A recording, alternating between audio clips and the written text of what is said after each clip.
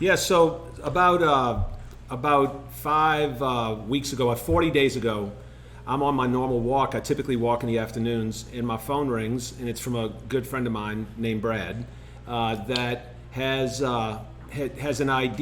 this idea about building this token to benefit veterans. And so, to understand a little bit about Brad, Brad owns a very successful restaurant in Mandeville, but his background was he was a government IT consultant for some of the biggest companies in the United States, and he had a real background in internet security and internet protocols. And so I knew when the call came in that it meant something because I understood his background and how skilled he was in these things.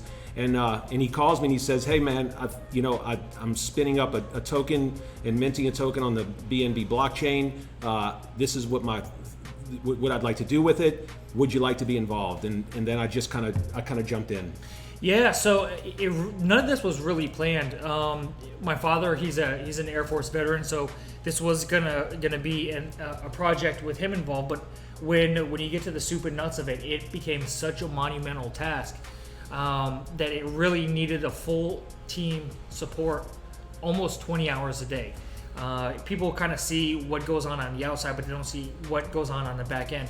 And when I had to pull in somebody for this project, I immediately thought of Sean, multi-million-dollar print and marketing company, and works with the biggest names in the United States. He has this whole operation from graphics to what else we have? Video, content, graphics, video, content, developers. So I knew that it was a match made in heaven, and it was kind of funny. So I called him at 8 o'clock. I said, "Hey, I got this thing going on. Do you want to be part of it?" And then by 7 o'clock, not even 12 hours later, we were actually just sitting around this table right here brainstorming on what this token can do, how we want to kind of configure it. And it's been a whirlwind ever since. Absolutely amazing. So you might be asking yourself, why did we decide, I guess the reason that I know I jumped in is because, our kind of, the protocol and the strategy that we follow at work is we like to try everything, and the best way to learn is to do. And so I had been, I'm invested in crypto. I've bought the normal things that most people buy, and I wanted to really understand how it worked behind the scenes. And the only way to do that is to actually get in and do the work. And so that's why I decided to jump in. The other thing was, the veteran spin, but was a super cool component. It became the main component once I got involved, but that's the way we like to do things, and so we just jumped in, and it's been a crazy ride now. Well, the other thing is we decided to do this is we started, as we were building this out, we started to look behind the scenes of how is money getting allocated to veterans now, and some of the the challenges with transparency and visibility into how is this making it down to the actual people that need it, and it's not going through multiple layers. And so that was one of the things, is we were committed to taking every dollar that we donate, and it's got to have a face and life that's been restored attached to it. And that message seems to really resonate with people, because that's what, the way we look at it is we're in a race against time. There's multiple veterans every day committing suicide. So every day we don't get this problem solved is another day that we lost more men. And so that's the way we're kind of approaching this. And that's one of the reasons why we decided to get involved in it at this level, is just because there's problems to be solved that aren't being looked at the proper way. So for the longevity of the wallet holders, and for this to continue to be something that provides value, there has to be utility. And it's kind of a, when you think about it, if you don't have a real reason for people to use this or to buy this token, at some point you run out of tricks to recruit new people without so that drove us. The first portion, or the first utility part, is the donation part. And in the way we built the tokenomics, there's a fraction of every transaction that happens in and out that's funneled to a donation wallet that then gets put into the hands of the people who need it most. The second part is we've added a member rewards program that just for buying and holding mill, you can achieve different ranks that ultimately will qualify you for discounts, for loot boxes, for major sporting events or major concert events. More like a member rewards program. So you're benefited from buying mill, telling your friends about it, holding, and then ultimately you're gonna earn additional tokens by holding, which can possibly put you in a higher category. Yeah, imagine the $3 billion subscription box model, but just put that on the blockchain, and instead of paying every single month for your subscription box, the only thing you have to do is sit on your hands. That's kind of the model that we went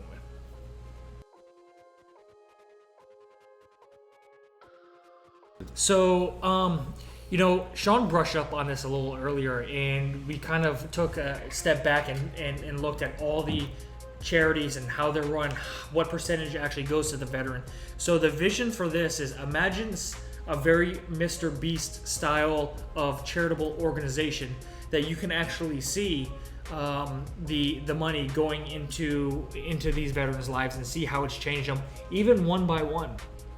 For example, we're doing the Surprise the Soldier. So that's a program where if a soldier's been deployed or if they've been away from home for a long time, what we do is we actually take the soldier, we get them on a flight, we'll get them home, take the entire family, and put them on a vacation all together, all paid through the organization. Now, what's really cool with that is we're taking this family, we're going to put them in a restaurant. We're not going to tell them, and then the soldier's going to come out as a server with a mask on. And it's going to be absolutely amazing. So this is the type of stuff that you're going to see more and more and more, and you can actually see the dollars from the donation. So it's not going to go to a faceless, nameless organization and then poof, you don't know where it goes. I mean, we do have some supporting organizations like the Taya and Chris Kyle Foundation and the Heart of the Lion Foundation too. So, well, and the other thing to mention is we've really looked into these advanced kind of progressive treatments for PTSD. We have already partnered with one organization that has a 600 person backlog to get them to these ayahuasca sessions or psilocybin sessions that are having almost 100% success rate. And then there's another company called Stella that's an injection that goes into someone's neck. It's from the people we've talked to, it's batting almost 100% also. So we want to we're fairly just pragmatic, logical thinkers, and so it makes sense to us to take the dollars that we collect and put it into the hands of the people that we know 100% are making a difference, instead of putting it into an organization that says they're doing all these things, but where can we actually validate it? And so that's really where we're going to we believe this is the new way of giving, and this is what people should expect, and it's what our wallet holders expect too. We've made a commitment to them that when these donations go out, there's going to be tangible people that they're going to be able to feel proud of every day, that they were a part of restoring that life. 100%.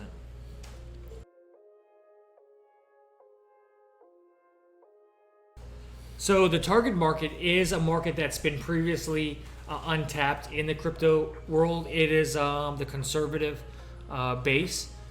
They're a little, they're typically a little bit older. They have disposable income, but they don't have the tech savviness to get crypto, because right now it's at the very, very early stages.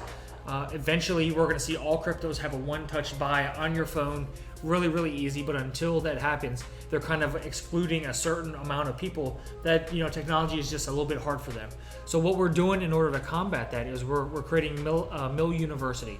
So what it is, it educates the buyer on what crypto is, what we are, the things that we've done, the things that we can do, as well as how to acquire a mill and then rank up for the rewards, as well as do good by holding.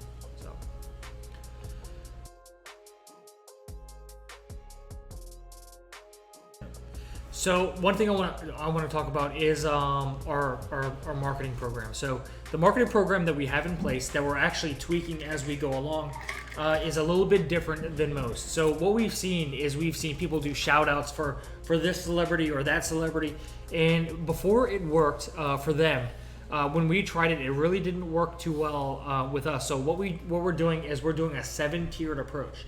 Now it starts out with a small shout out, and then it's an introductory to our coin, and then it's a contest, a reminder, another shout out, and then the winner.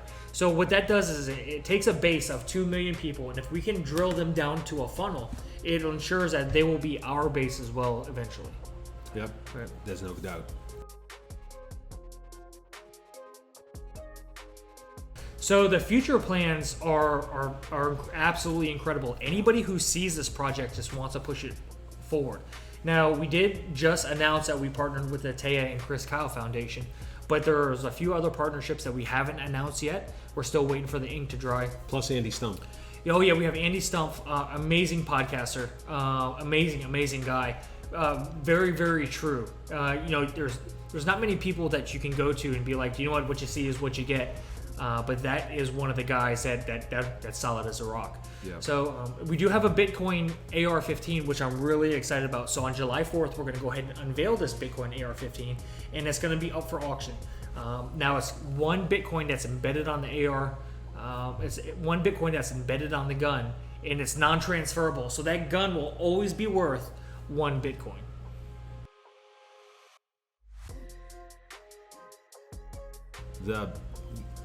We don't have any set way for someone to get involved, and so we play let's make a deal, whether it's attaching to a nonprofit that you have, whether it's activating your followers with some other type of arrangement. It's like everything is up in the air, and we just want to see if we can figure out a way that it's beneficial for you and beneficial for the organization, and we only want people that, really we're only looking for people that really believe in what we're doing. So we encourage you to take a deep look at us and just what we've done to date, because we're looking for a long-term kind of thing, as Brad said. We, shout outs and all those things. When you learn about this mission and you learn about what we've done and where we're going and the people we're going to impact, hopefully you're going to get as passionate about it as we are. And that's, but as far as how we can work together from a monetary or, how do we involve one of your things that you're passionate about, we're open to all of it. Yeah. So we do have an influencer program that we really would like you to sign up for, if that's something that you're open to. Not only will you rank up faster within the program, but it puts more eyeballs on the project as well. And what that does is it gets them engaged where they can join an influencer program, and it just kind of trickles down from there.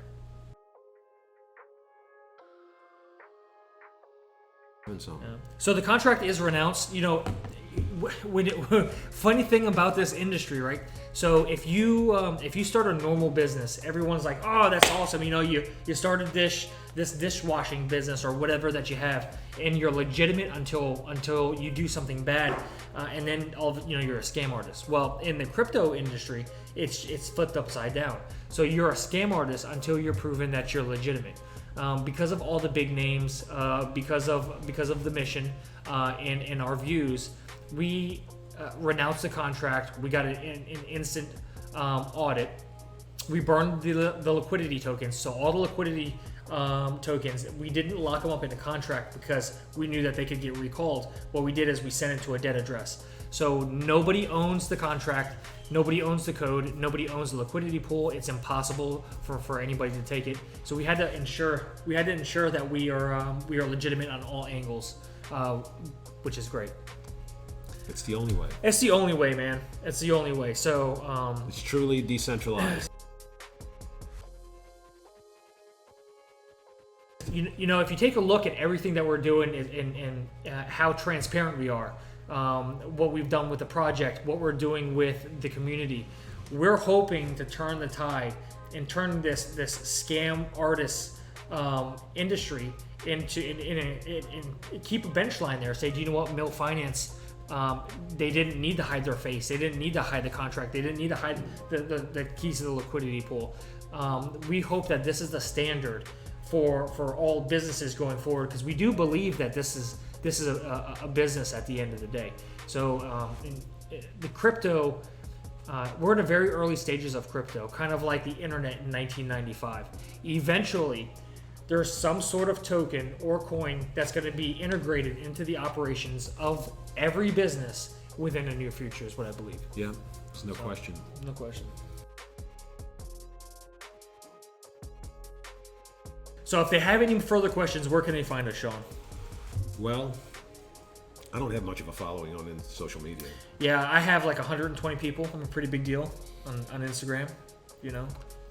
But if you guys want to, ask any more questions, or if you want to talk with us directly, pop into our Telegram channel. Yeah. There's so many cool mods there. They're all super helpful. And we're, when we're doing other stuff and we're pretty busy, if something important pops up or if you have an important question, just let them know and they'll reach out. We'll pop back in and say, hey, say hi. Otherwise, you can wait for one of our weekly AMAs. Or you can call me on my cell phone. Or if you're in New Orleans, give us a shout. You can come over and we can just do an impromptu podcast. Yeah. We'd love to have you over at the office. 100%. Just sit around, just do a little talking and get to know each other. So yeah, that's always an option. Yeah.